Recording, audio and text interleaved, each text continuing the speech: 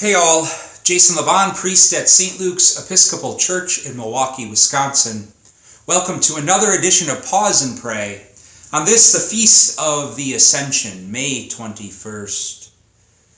One of the many habits that I admire about my beloved Christy, a habit that she's regularly come back to over almost all of the years I've known her, is the habit of keeping a gratitude journal, where before she goes to bed, she spends some time looking at her day in the rearview mirror, combing through it and finding in that places of deep gratitude and then journaling about those.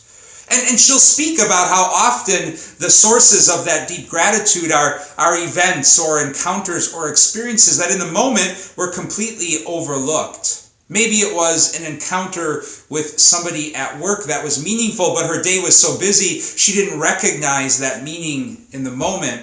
Or maybe it was an event or an experience that's such a regular part of her day, like putting on chapstick, that she takes it for granted.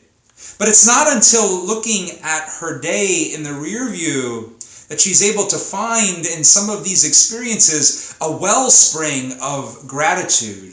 A thin place, if you will, where she's come to discover something deeper and richer and holier present all along the way, even if that was missed in the moment. Christy's practice of keeping a gratitude journal is part of a long-standing Christian practice known as the Examen. It comes out of Ignatian spirituality. And St. Ignatius believed that the Christian is served well by examining their day at the end of each day, by looking at their day and their life in the rearview mirror, and not so that it would become a source of regret or wallowing in pity, because St. Ignatius believed that we can find God in all things. So the practice of looking at our day and our lives in the rearview is meant to help us be more aware of just how present God was all along the way, even if we missed it in the moment. And then that habit of becoming more aware of where God was in our day helps open us up to God's presence in the here and now. As I said earlier, today is the Feast of the Ascension.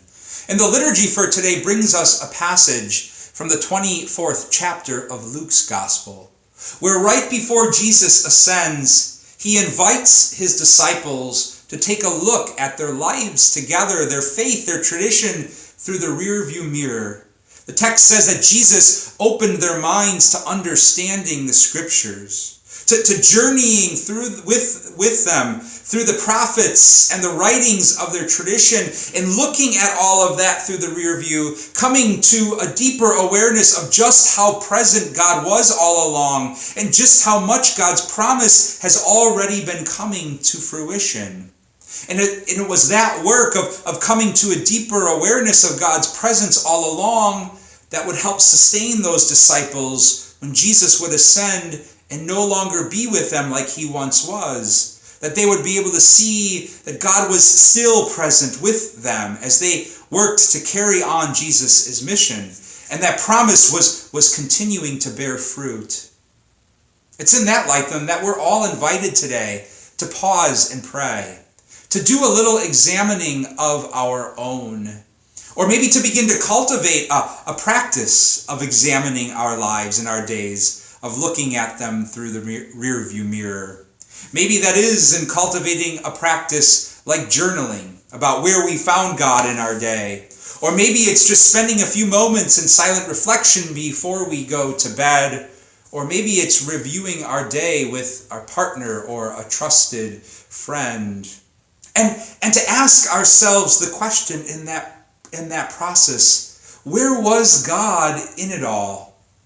And then to be surprised by just how often and just how clearly God comes into focus. God's Easter peace and blessings to you all.